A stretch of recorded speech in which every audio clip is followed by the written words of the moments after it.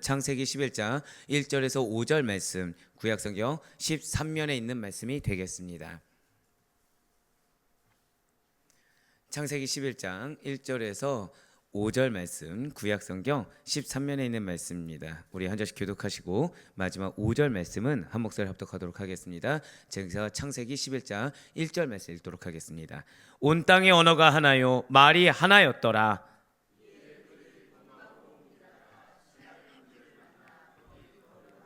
서로 말하되 자 벽돌을 만들어 견고히 굳자 하고 이에 벽돌로 돌을 대신하며 역청으로 진흙을 대신하고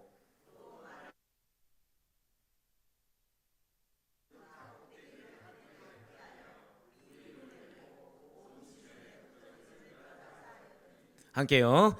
여호와께서 사람들이 건설하는 그 성읍과 탑을 보려고 내려오셨더라. 아멘. 할렐루야. 네, 오늘 변함없이 살아있는 주님의 말씀의 은혜를 사모함으로, 그리고 우리가 이렇게 하루의 시작을 말씀과 기도하는 것을 주께서 기쁘게 받으시사, 자 절단 한번 크게 고백하시겠습니다. 말씀이 삶이 됩니다. 네, 믿는 자는 말씀을 따라 살기만 하면 된다. 네, 어제 기도하는데 첫 마음이 든 게 잡혀갈 준비를 해야지. 예, 저도 모르게 여운이 너무 깊어가지고 얼마나 기뻐했는지 몰라요. 예, 잡혀갈 준비를 하더라도 성도는 말씀을 따라 사는 자들이다. 예, 그 말씀이 삶이 되는 것이 축복이다라는 사실을 믿는 믿음으로 하루의 시작을 또 이렇게 새벽기도회로 함께하시는 우리 모든 성도님들을 주님 환영하고 축복합니다. 이 새벽에 우리 지금 창세기를 통해서 은혜 받는 귀한 시간을 가지고 있어요. 특별히 제가 창세기는 두 부류로 나눌 수 있다고 말씀을 드렸을 것입니다. 1장부터 11장까지. 그리고 12장부터 50장까지로 나눠지고 1장부터 11장까지는 천지창조와 제가 다른 거 말씀 안 드렸어요. 노아의 대홍수가 아니라 네 가지 사건 중에서도 두 가지를 말씀드린다고 한다면 천지창조와 인간의 타락 이야기라고 말씀드렸습니다. 바로 인간의 타락 중에서 나오는 것 중에 우리가 빼놓을 수 없는 것이 바로 오늘부터 살펴보게 될 이 바벨탑 사건이라는 거죠. 자, 창세기 10장에 노아의 후손의 족보를 기록한 데 이어서 이제 오늘부터 우리가 살펴보게 될 창세기 11장 말씀은 인간의 타락의 어떤 극치라고는 할 수는 없겠지만 인간의 타락이 어느 정도까지 말씀을 대적할 수 있고 어느 정도까지 완악해질 수 있는지 그것을 볼 수 있는 바로 바벨탑 사건을 다루고 있습니다. 그 가운데 오늘 본 말씀은 창세기 11장 1절에서 5절까지의 말씀으로 인류가 시날 평지로 이동해서 바벨탑을 쌓을 것을 논의한 내용입니다. 예, 제목이 무엇이라고요? 인류가 시날 평지로 이동해서 바벨탑을 쌓을 것을 논의한 내용입니다. 자, 강조할 때는 왜라고요? 중요하니까. 지금 뭐에 제가 액센트를 넣었죠? 시날 평지에 또 의미가 있다라는 거예요. 자, 그렇습니다. 여러분들이 생각하는 바벨탑 사건은 무엇입니까? 많은 분들이 바벨탑 사건은 그냥 홍수를 대비해서 또다시 멸망할까 하여 인류가 탑을 쌓다가 언어가 다르게 되었다. 자, 요 정도로 기억들을 많이 하고 계세요.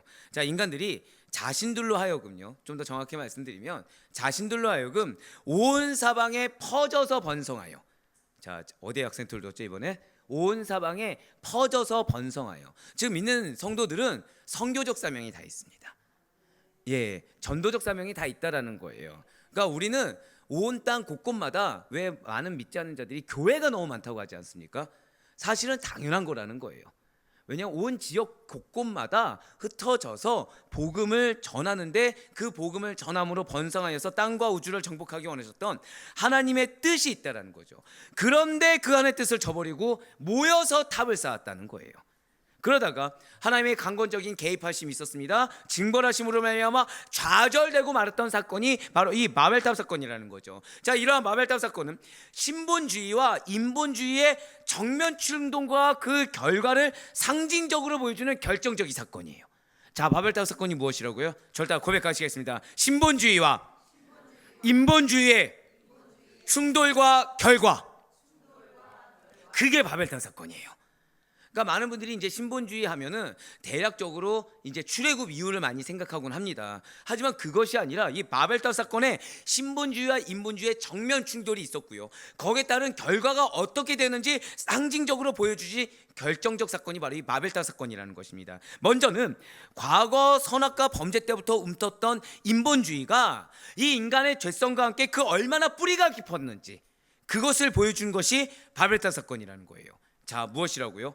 선악과 범죄 때부터 슬금슬금 올라오던 인본주의가 있었습니다. 인간이 좀 더 중요하게 여기는 착각들이 있었다는 거죠. 그것이 인간의 죄성과 함께 이 선악과 사건 때부터 뿌리 내려서 제거되지가 않았다는 거예요. 아무리 노아 대홍수가 있었어도 인간이 이 죄성만큼은 놓치지 않더라는 거죠. 또한 지금 이 순간에도 마치 지고의 진리이냐 풍미하고 있는 인본주의의 위험성과 그 말로를 분명히 보여주고 있는 살아있는 경고가 이 바벨탑 사건이라는 것입니다. 그렇습니다. 인간은요 피조물에 불과합니다.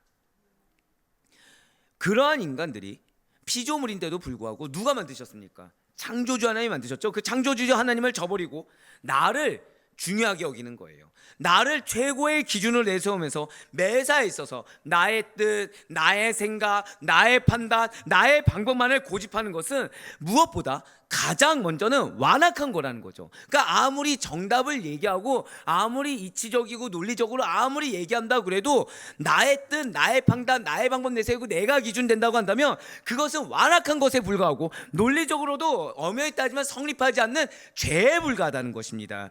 진실로 인본주의는요 이론적으로는 인간을 매우 위하는 것 같아요. 하지만 현실적으로는요 아이러니하게 인간을 위하면 위할수록 정반대로 혼란과 갈등만을 초래한다는 거죠. 그러니까 인간을 위한 정책을 내세운다고 하지만 그 정책의 모순들이 있습니까 없습니까? 아무리 빨간색이 됐든 파란색이 됐든 노란색이 됐든 초록색이 됐든 인간을 위한 정책이라고 하는데 공격 당합니까 안 당합니까? 다 공격을 당한다는 거예요. 왜죠? 인간 자체가 불완전하다 보니까 그 인간을 위한 정책들은 다 불완전할 수밖에 없다는 거예요. 즉, 자 펄럭입니까 안 펄럭입니까? 제가 이 위에 건물을 지은다 생각해 보세요. 이 건물은 흔들립니까 안 흔들립니까?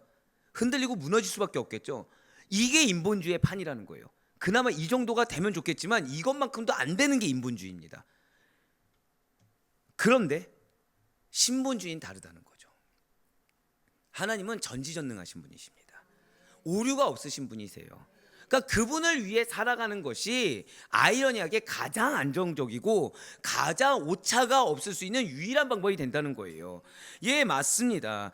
물은 모든 인간은 다 불완전한 존재고 더욱이 늘 변하는 존재, 하나님과는 다른 존재이기 때문에 혼란과 갈등만을 인간을 위하면 위할수록 오히려 혼란스러워지고 흩어질 수밖에 없고 갈등만을 초래할 수밖에 없다라는 거예요. 그럼에도 불구하고 이러한 인간을 만물의 척도요 기준으로 삼는다고 한다면, 인간을 중심으로 삼아버린다고 한다면 인간적으로 어떻게 그래?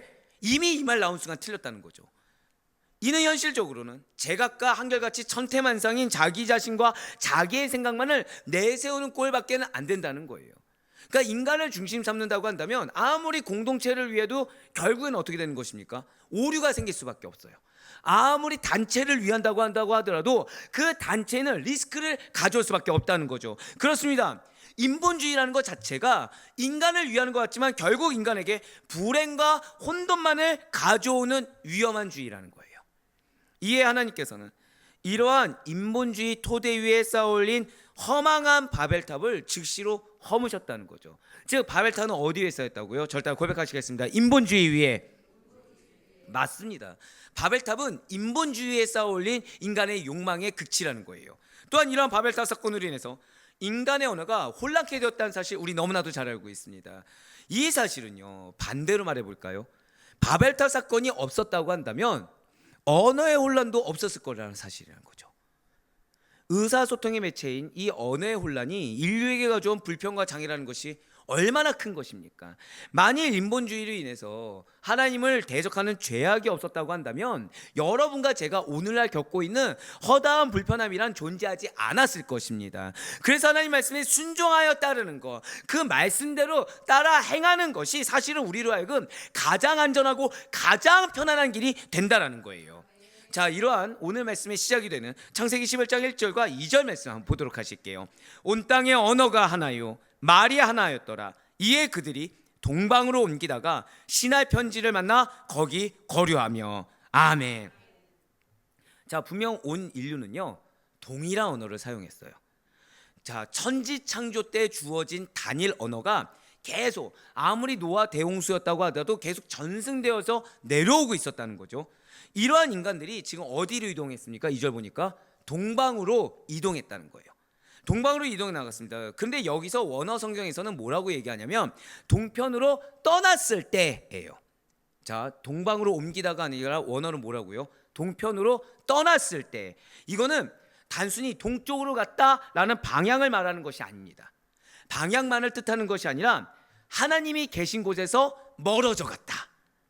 자, 그래서 예전에 그 휴거설 막 이렇게 있을 때 2단 중에 이 말씀을 이렇게 예를 들면서 동방에서, 동쪽에서 하나님이 현현하신다. 그러니까 우리나라가 얼마나 중요한지, 그러면서 뭐라 얘기해요? 동방예의지국이라고 지국이라고 하지 않았냐. 그러니까 이 동편이 우리 동편을 얘기하는 거고 계시록에 나오는 동방이 우리 동방이다라고 얘기하신 적이 있어요. 전혀 아닙니다. 자, 이 뜻은 뭐라고요? 하나님 편에서 떠나갔다. 그 뜻입니다. 하나님 계신 곳에서부터 멀어져감을 나타내고 있다는 거죠. 그렇습니다. 이것은 단순히 공간적 거리의 멀어짐만을 말하는 것이 아니라는 거예요. 자, 저다 고백하실까요? 하나님과의 관계의 멀어짐. 즉, 이 동방으로 옮기다가가 결국 무엇을 얘기한다고요? 하나님과 관계가 멀어졌다. 그것을 상징적으로 나타내주고 있다는 거죠. 자, 이처럼 하나님부터 멀어진 자들, 하나님과 관계가 멀어진 사람들이 쌓는 것이 과연 무엇입니까? 결국에는 그 무엇이 되었든 바벨탑을 쌓는 죄를 범한다는 거예요. 바벨탑을. 제가 왜 어제 그 설교에 여운이 남았냐면, 교회가 하나님의 관계가 우선되지 않잖아요. 그러면 필연적으로 사람이 모이게 됩니다. 성도가 모이는 게 아니라 누가 모인다고요? 사람이 모인다는 거예요. 성도가 모이면 무엇 중심으로 모입니까? 말씀 중심, 예배 중심이 되는 거예요. 근데 사람이 모이면 어떻게 되죠? 부서라든지 행사 중심으로 모이게 된다는 거죠. 하나님과의 관계가 멀어지잖아요. 그 무엇이 되었든지 간에 바벨탑을 쌓는 죄를 스스로가 범해집니다. 근데 문제가 있죠. 무슨 죄인지 모르는 거예요. 왜요? 교회 공동체니까. 교회 공동체니까 이게 뭐가 문제인지 모르는 거예요. 근데 어제 너무 핵심적인 거 나온 거죠. 교회는 무엇 중심이어야 된다? 말씀 중심이어야 된다는 거예요. 근데 왜 말씀 중심이에요? 하나님이 주신 전혀 부족함이 없는, 오히려 차고 넘치는 언어를 우리에게 주셨거든요. 그러니까 이거 이상 우리가 소화할 수가 없는 거예요. 아시다시피 저는 모교가 충영교회입니다. 근데 그때 굉장히 의미심장한 얘기를 담임 목사님께서 하신 적이 있어요. 그 당시 때 담임 목사님께서 뭐냐면, 왜 이런저런 프로그램을 이제 장로님들이 얘기하신 거죠. 프로그램을 딱 한마디 하셨습니다. 자, 우리 장로님들 중에 성경을 꿰뚫으신 분 있으십니까? 자, 어떻게 우리 성도님들, 난 성경 꿰뚫었다, 나는 머릿속에 성경이 다 들어있다, 있으십니까? 없다는 거예요. 이것도 소화를 못 시키는데 뭔 프로그램을 갖고 오냐는 거예요. 상당히 감명 깊었죠. 상당히. 그러니까 교회에서 뭐 해야 된다는 거예요? 예배 철저히 드리라는 거예요. 예배 철저히 들어서 말씀을 삶에 투영시키는 거에 포커스를 둬야 되는 거지, 이 프로그램 하나 이수했다, 이거를 의를 쌓지 말라는 겁니다. 맞습니다. 하나님과의 관계가 우선이고, 하나님과의 관계가 친밀한 자들은 말씀에 매이게 됩니다. 말씀 따라 살아가게 돼요. 하지만 관계에서 멀어지면 멀어질수록 사람의 바벨탑, 돈의 바벨탑, 인본주의의 바벨탑을 쌓을 수밖에 없습니다. 이렇게 온 인류가, 다시 2절을 보여주세요. 온 인류가 동편으로 떠나서, 하나님과의 관계를 떠나서 도착한 곳이 지금 어디예요? 시날 평지, 시날이라는 곳이에요. 자, 이 시날이 어디냐면 당시에 유프라테스 강과 티그리스 강 사이에 위치한, 저 따라 고백하실게요, 바벨론. 자, 도착한 곳이 어디예요? 왜 중요한지 아시겠죠? 기껏 하나님 떠나서 도착한 곳이 어디예요? 바벨론 평지, 바벨론 지역이라는 거예요. 이 지역이 눈으로 보니까 물이 풍부한 거죠. 게다가 넓은 평지로 둘러싸여 있으니까 많은 사람들의 마음이 아주 흡족한 겁니다. 자, 그렇습니다. 지금 이 사람들은요, 하나님과의 관계에서 떠난 거 집중하지 않고요, 어쨌든 하나님 편으로 떠나서 갔더니 이 신화를 찾아낸 거예요. 아주 만족했습니다. 지금 뭐가 없죠? 누가 없습니까? 지금 하나님이 없어요. 하나님께서 이 시날 땅을 주신 것인지 아닌 것인지에 대해서 하나님께 묻고 순종하는 예배의 마음과 행위가 전혀 없었다는 거죠.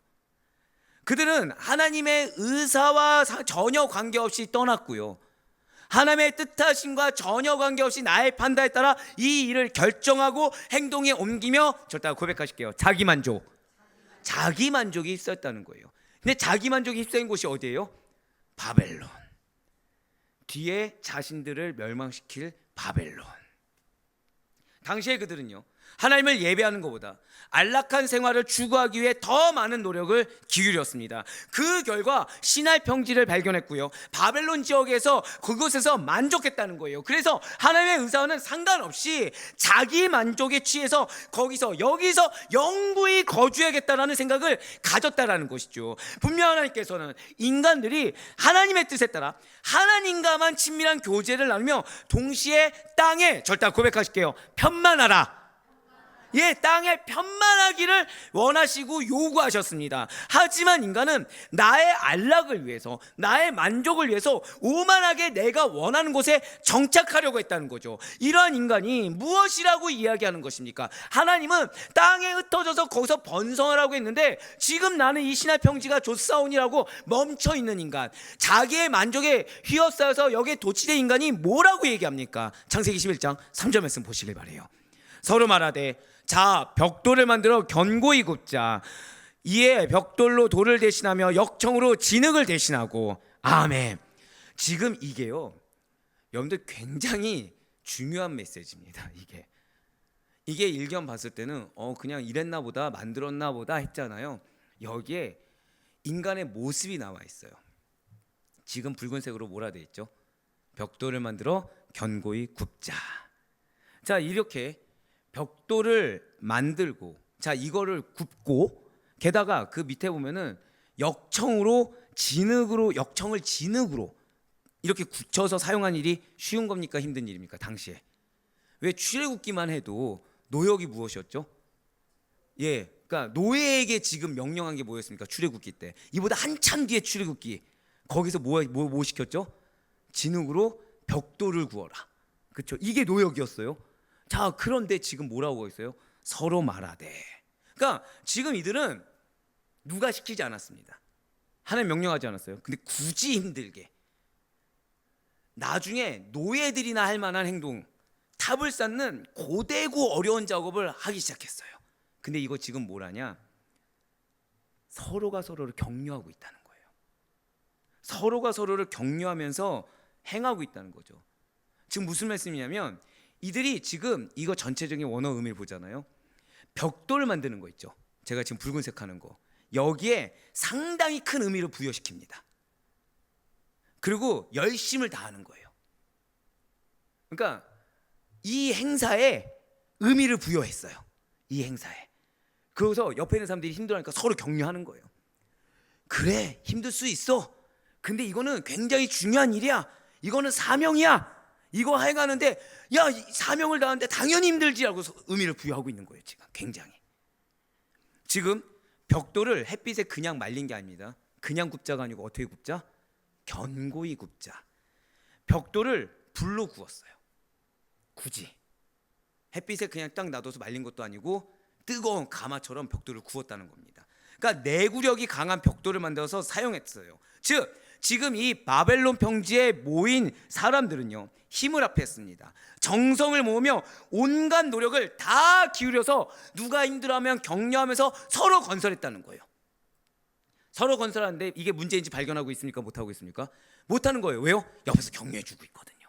옆에서 이거는 굉장히 중요한 사역이야, 하나님의 백성으로 이건 굉장히 해야만 하는 일이야 라고 격려하고 있다는 거예요. 이것은 바벨탑을 쌓는 일에 모든 사람의 의견이 일치했어요. 즉 처음에 의견을 제시한 한두 사람의 의견이 어떻게 됐다고요? 격려하는 과정에서 하나가 되어버렸어요. 이 일을 추진하는 데 있어서 함께 힘을 모으는 긴밀한 동료의식을 갖고 있었음을 보여주고 있는 것입니다. 사랑하는 성도 여러분들, 근데 이거 뭐죠? 지금 이거 하나님 시켰습니까? 안 시켰습니까? 안 시켰죠. 우리는 이미 결과라고 있잖아요. 이거 죄입니까? 사역입니까? 죄죠. 근데 한두 사람의 의견이 일치를 시키면서 모두 다 죄된 행동을 하는데 갑자기 으쌰으쌰 그러면서 자기의 동기부여를 시키고 있는 거예요. 서로가. 죄악된 인간은요, 하나님을 거역하고 악을 도모하는 일에는 서로를 이렇게 부추기고 기가 막힐 정도로 하나가 되는 악한 성향이 있습니다. 하나님을 마음에 두기 싫어해요. 말씀을 마음에 두기 싫어해요.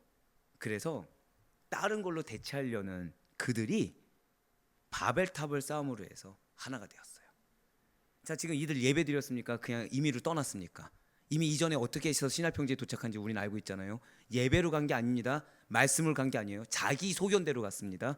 그 가운데 거기를 하나님이 말씀하지 않는데 자기 소견에 옳은 대로 바벨탑을 지었어요. 근데 그들이 예배도 드리지 않는 그들이, 말씀을 두지 않는 그들이 하나가 되었다는 거예요. 그런데 그렇게 하나가 된 그들이 결국 한 일이 무엇이죠?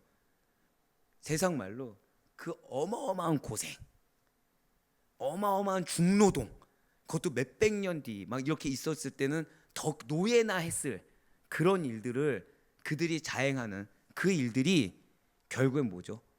합당하지 못한 일, 즉 악을 도모하는 일에 불과했다는 거예요. 엄청난 고생을 했는데 겨우 스스로를 다독여가면서 옆에 있는 사람을 부추겨가면서 열심히 했는데 뭐라고요? 하나님 보시기에 그냥 너 악한 일 했어. 난 너에게 시킨 일이 없는데? 너 옆에 있는 사람 격려하느라 나도 힘든데 옆에 있는 사람을 독려하느라 나도 힘들었다고? 나랑 상관이 없는데? 넌 내가 시키지 않는 일을 한 거 불과 너 죄 지었어 그냥, 이 얘기예요. 그래서 사도 바울이 이와 관련해서 이렇게 선포하고 있는 겁니다. 로마서 1장 28절과 30절의 말씀입니다. 또한 그들이 마음에 하나님 두기를 싫어하며 하나님께서 그들을 그 상실한 마음대로 내버려 두사 합당하지 못한 일을 하게 하셨으니 비방하는 자요, 하나님께서 미워하시는 자요, 능욕하는 자요, 교만한 자요, 자랑하는 자요, 악을 도모하는 자요, 부모를 거역하는 자요. 아멘. 뭐 했다고요? 마음에 하나님 두기를 싫어하는 겁니다. 그러니까 말씀이 아니라 자꾸 다른 것만 두는 거예요, 마음에. 근데 그들이 무엇을 하든 하나님은 그 마음에, 그러니까 마음에 공고한 상태, 마음에 아무것도 충만함이 없는 상태로 내버려 두셨죠. 그러니까 그들 하는 일은 뭐에 불과하다고요? 합당하지 못한 일. 그는 어떠한 자에 불과하다고요? 악을 도모하는 자. 이렇게 하나님을 마음에 두지 않고 말씀을 마음에 두지 않고 악을 도모하는 자들, 합당치 못한 자들이 바벨탑을 쌓은 이유는 그건 무엇입니까? 노예나 할 일들을 서로가 독려해 가면서 굳이 어렵사리 바벨탑을 쌓은 이유가 무엇일까요? 크게 두 가지 이유가 있어요. 하나는 그러니까 하나님이 아니라 자신들의 영예를 드높이고자 했다는 거예요. 인간의 이름, 우리가 이런 업적들을 해왔다, 이걸 드러내고 싶은 거예요. 이런 놀라운 역사를 행했다, 이걸 드높이고 싶어 한다는 거죠. 또 다른 하나는 흩어짐을 면하고자 했다는 거예요. 이에 대해서 설명해 주고 있는 구절이 바로 창세기 11장 4절의 말씀입니다. 또 말하되 자 성읍과 탑을 건설하여 그 탑 꼭대기를 하늘에 닿게 하여 우리 이름을 내고 온 지면에 흩어짐을 면하자 하였더니 아멘. 자, 지금 푸른색으로 표현된 우리 이름을 내고, 바로 이게 바벨탑을 쌓은 첫 번째 이유입니다.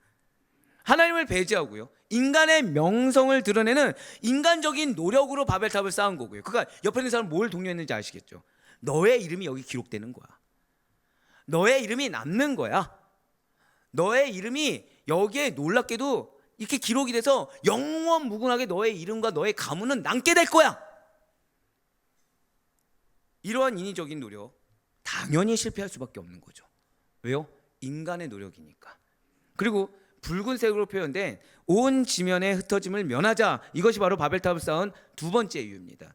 많은 사람들이 단순하게 그냥 노아의 홍수를 대비했다라고 하지만 사실 굉장히 악한 생각이에요. 이 흩어짐을 면하자가 흩어지지 않으려고 바벨탑을 쌓았습니다. 자, 노아 홍수 이후에 이게 왜 악한 거냐? 하나님께서는요, 노아의 후손들에게 무엇을 주셨죠? 약속의 말씀을 주셨어요. 이 하나님의 당신의 언약을 말씀하시면서 노아의 후손들을 축복하셨습니다. 자, 축복을 뭘로 했다고요? 절대 고백하실게요. 약속의 말씀. 예, 약속의 말씀을 축복하셨어요. 창세기 9장 7절 말씀을 보면 이렇게 나와 있어요. 너희는 생육하고 번성하며 땅에 가득하여 그 중에서 번성하라 하였더라. 자, 지금 땅에 가득하여예요. 자, 땅의 일부에 모여라라고 했습니까? 온 땅에 가득하라고 했습니까? 온 땅, 그러니까 땅 여기저기 흩어져서 가득하게 되어야 되는 거. 이게 하나님의 말씀이라는 거죠. 그러니까 이와 반대로 행한다고 한다면, 그러니까 그리하여 흩어지라, 흩어져서 땅 곳곳마다 가득하게 해라라는 하나님의 말씀과 달리 흩어지지 않고 모여 있으려고 한다고 한다면, 이것은 명백한 하나님의 명령에 대한 방해이며, 노아의 후손을 누가 축복하기 원하셨죠? 하나님이 축복하기 원하셨습니다. 노아의 후손을 축복하시고자 한 하나님의 의지, 하나님의 축복을 제거하려는 악한 시도가 된다는 거예요. 사랑하는 성도 여러분들, 우리가 잊지 말아야 될 것이 있습니다. 우리는 나의 불순종이 타인에게 허락하신 하나님의 축복을 막을 수도 있고 방해할 수도 있고 제거할 수도 있다는 것을 잊지 말아야 된다는 거예요. 그냥 단순히 내가 하나님 앞에 불순종 정도가 아니라 목까지 막은 거예요. 다른 사람 받을 축복까지 막아버린 거예요. 그러니까 바벨탑을 쌓는데 옆에서 독려한 사람들, 그 사람들은 나도 모르는 사이에 뭐 하고 있었던 거예요? 축복을 막아버리고 있었던 거예요. 나는 그럴 줄 몰랐다. 나는 이게 하나님 기뻐하신 줄 알았다고 했지만 하나님은 그 죄악이 뭐까지 하는 거예요? 너는 옆에 있는 사람 축복까지 막았어. 죄가 죄를 더해간 거죠. 나도 모르는 사이에 그 언행으로 말미암아. 나의 불순종은요, 나로 끝나는 것이 아니에요. 여러분들, 이거는 반드시 믿는 성도들은 기억해야 됩니다. 나를 둘러싼 이 인간관계 안에 속한 이들까지, 이 인간관계 누가 허락하셨습니까? 하나님이 허락하셨죠. 하나님이 그 가운데 우리를 왜 두셨습니까? 저 따라 고백하실게요. 나로 인해 선한 영향력이 흘러가야 합니다. 우리에게 선한 거 뭐 있죠? 인간의 것 중에 선한 게 없어요. 우리 중에 선한 것은 오직 단 하나, 어제 목사님 말씀하신 대로 말씀을 따라 사는 거, 이거엔 선한 게 없다는 거죠. 예, 맞아요. 근데 그것을 안 하면 나도 모르는 사이, 그러니까 말씀을 따라 하는 것을 우린 뭐라고 하죠? 말씀에 순종하는 거. 이것이 아니면 악영향을 미치게 되고요, 하나님께 붙여주신 영혼들에게 악영향을 미치게 되고, 결국 그들이 마땅히 받고 마땅히 누려야 될 축복까지도 가로막고 제거하는 참담한 결과를 내게 된다는 것입니다. 그렇습니다.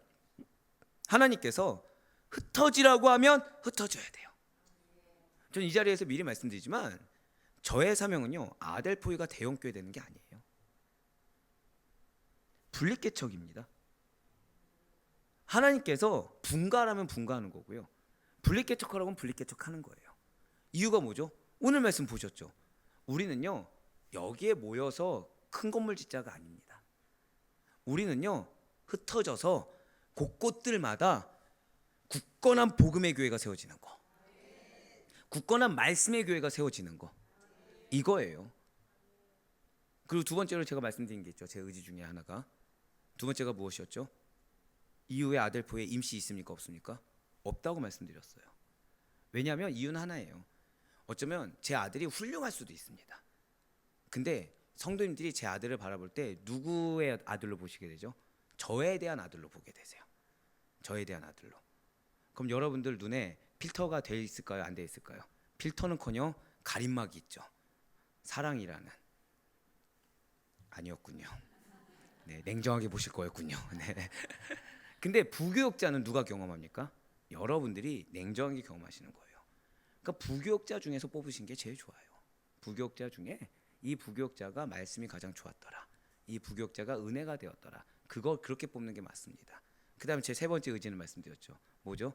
제가 복음을 선포하지 않고 영적으로 기민하지 않다, 영적으로 게을러졌다, 그럼 어떻게 하시라고 그랬어요? 떠나라고 말씀드리지 않았습니까? 예, 맞아요. 그게 근데 하나의 뜻이라는 거예요. 창세기부터 말씀하신 하나의 뜻이라는 거예요. 그게 하나님이 분가라면 분가하는 겁니다.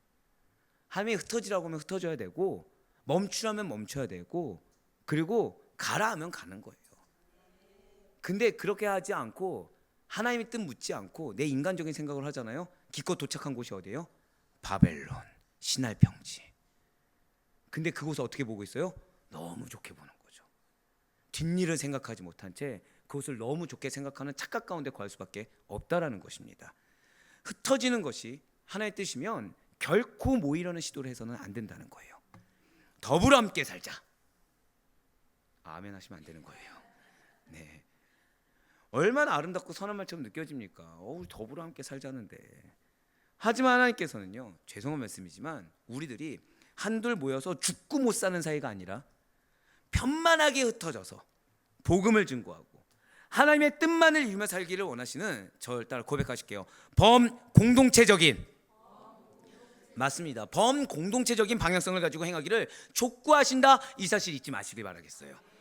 이러한 범공동체적인 것이 무엇이겠습니까? 노아 이후에 온 인류가 흩어져 뻗어나갔어요. 그런데 중요한 거는 뿌리가 하나입니까 여러 개입니까? 우리 이미 알고 있죠. 한 혈통이라는 거. 뿌리는 하나예요. 인류가 한 민족이라는 거죠. 결국 무엇입니까? 아무리 흩어져 나간다고 해도 세계가 교회입니다. 세계가 교구라는 거예요. 전 세계에 흩어진 교회는요, 모두 다 하나님께서 세우신 교회고 예수님께서 주인 되신 교구인 것입니다. 그러니까 세계가 하나의 교구다, 세계가 하나의 교회이다는 사실을 잊지 않을 수 있는 우리가 되길 간절히 소망하겠습니다. 그렇기 때문에 일반적인 교회 가운데서는 교회 인식은 무엇이죠? 이 지역에 있는 분들이 모여야 정상이에요. 근데 잘 생각해 보시기 바라요. 왜 각지에서 흩어져서 오게 하셨는지. 이유는 하나입니다. 그 각 지역마다 여러분들 말미암아 변화되길 원하시는, 여러분들 말미암아 그 곳곳마다 교회가 되길 원하시는 하나님의 뜻하심이 있다는 사실을 잊지 마시길 바라겠습니다. 그렇습니다. 하나님께서 아니라고 하시면 그때라도 돌이켜서 그동안 악하게 행한 일들을 멈춰야 돼요. 하던 일을 계속하고자 하면 안 된다는 거죠. 자, 그동안 탑을 쌓는데 고생했잖아. 그 하던 것은 마저 해야지. 한 번 시작한 일은 끝을 내야지. 이거 했는데 이거 멈추면 다른 사람들이 우리를 어떻게 보겠어? 라는 이런 마인드는 세상 속에서는 통용될 수 있어요.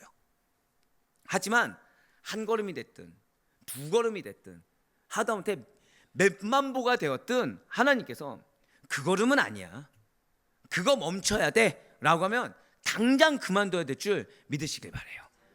그래서 이미 계속해서 말씀드리지 않았습니까? 하나님이 스탑하면 멈추는 게 은혜다, 가라고 하면 가는 게 은혜고, 잠잠히 있으라고 하면 잠잠히 있는 게 은혜다. 이제 왜 제가 장로님들을 칭찬했는지 아시겠죠? 지금 아시다시피 우리 장로님들은 보직을 다 내려놓으셨습니다.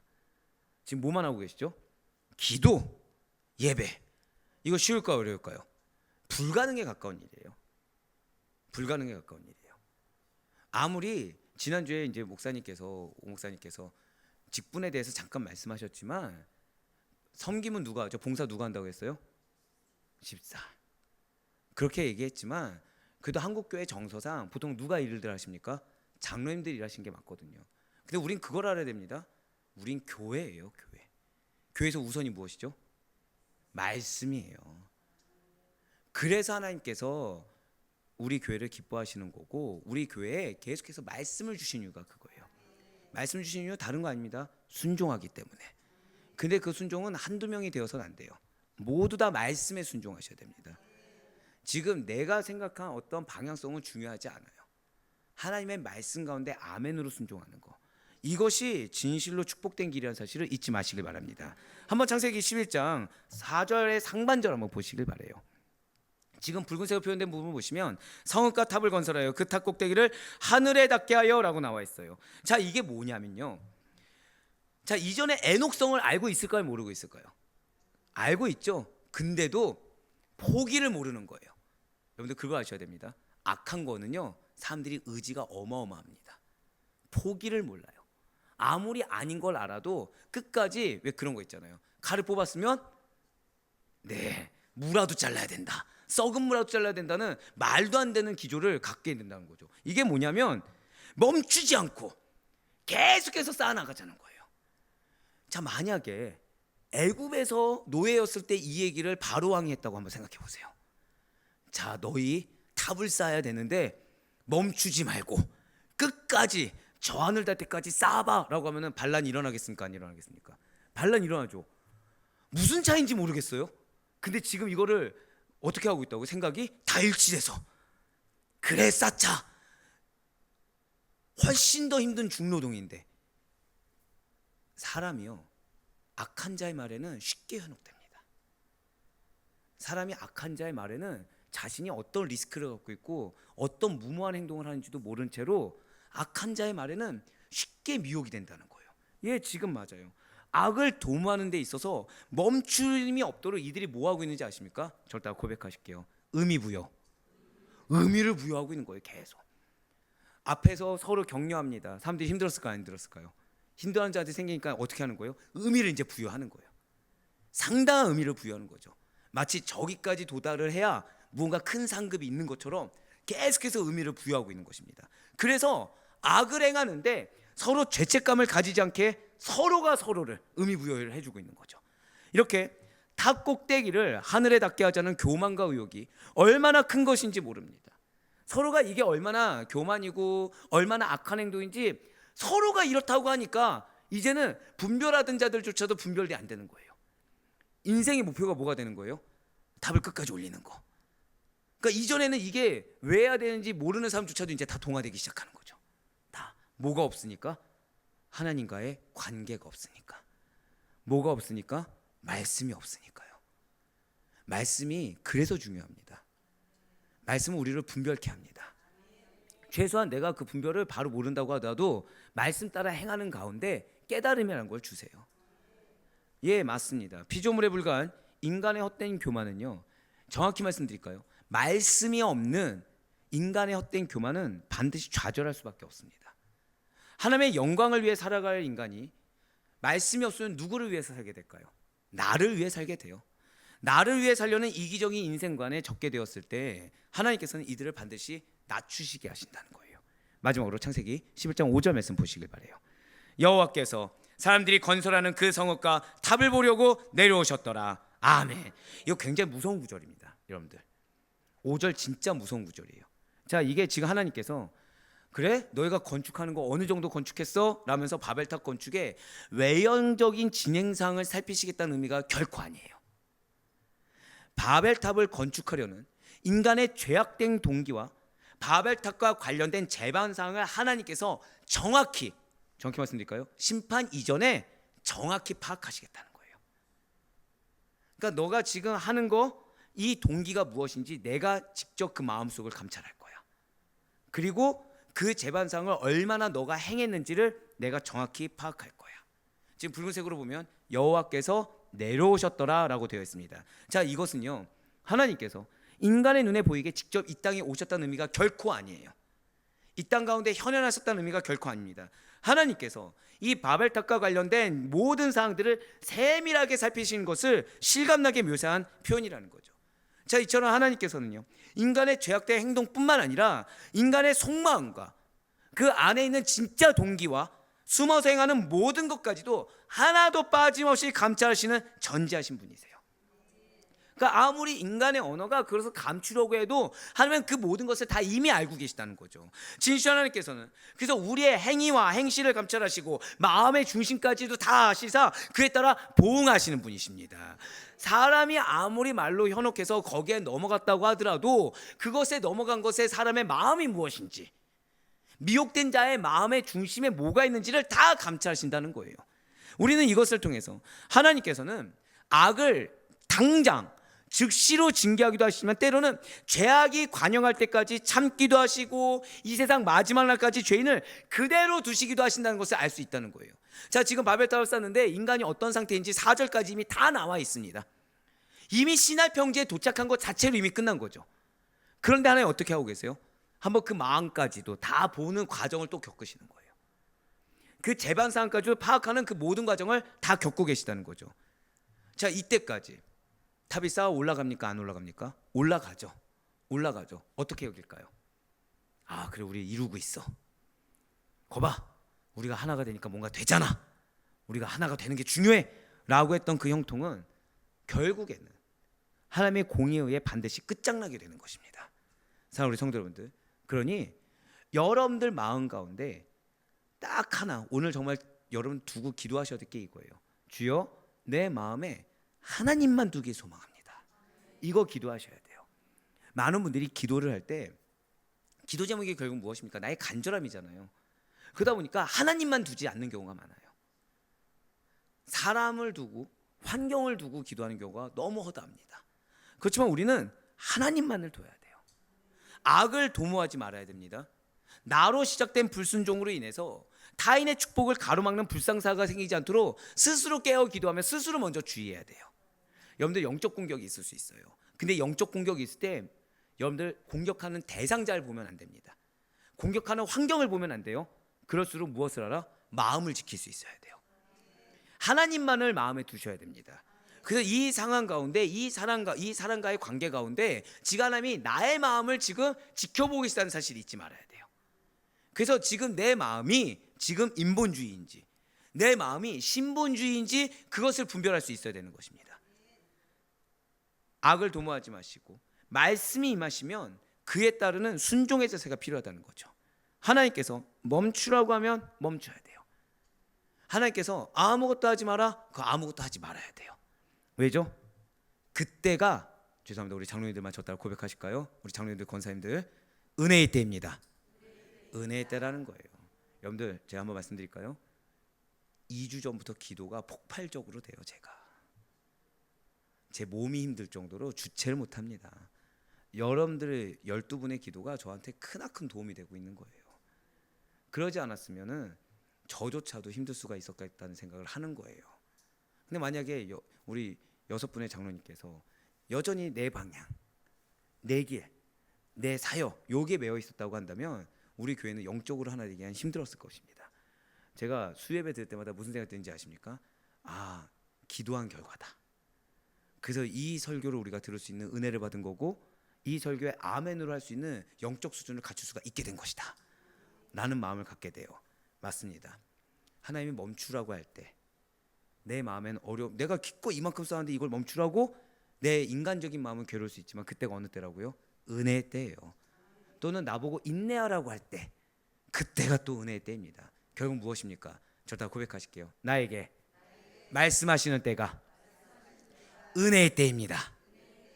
그 사실을 잊지 않으며 나아가는 여러분과 제가 되길 간절히 소망합니다. 사단은 우리의 육신의 어려움, 우리의 환경의 어려움, 우리가 노력했던 기간, 나와 함께 동역하는 사람들, 이런 부수적인 걸 보게 할 것입니다. 하지만 하나님은 끝까지 하나님만을 보게 하십니다. 끝까지 하나님의 음성에 민감하게 아멘으로 반응하게 하기를 원하시고 계십니다. 그때가 은혜의 때라는 영적 분별력이 우리의 것이 되길 바라요. 그러니 오늘 여러분들 기도하실 때 첫 번째는 주여 내 마음에 하나님만 두기를 원합니다. 그 가운데 주님, 내가 영적으로 분별해서 무엇이 은혜의 때인지 깨닫고 순종할 수 있도록 분별력을 더해달라고 여러분들 기도하시길 바라요. 그래야 바로 꺼놓기는 나의 교만이 아니라 끝까지 나의 모든 범사가 하나님의 영광인지 아닌지. 자, 세 번째 기도가 뭐예요? 나의 범사가 하나님의 영광이 되는지 안 되는지를 분별해 나아가는 여러분과 제가 되길 간절히 소망합니다. 바벨탑을 쌓는 교만에서 멀어지시는, 그리하여 하나님께서 예수 그리스도 그분의 말씀을 통해 부어주실 예비된 그 풍성한 은혜, 축복된 은혜가 우리 살아가는 모든 성도님들, 순종하는 우리 모든 성도님들 것이 될 수 있기를. 그래요, 내 생각과 계획이 아니라 하나님의 방법대로 하나님의 때에 합당하게 응답되어지고 부어주셔서 편만하게 펼쳐나가는 여러분들 지역 곳곳마다 번성하게 되는 놀라운 은혜의 결실을 맛볼 수 있는 우리 모두가 될 수 있기를 주님의 이름으로 간절히 축원합니다.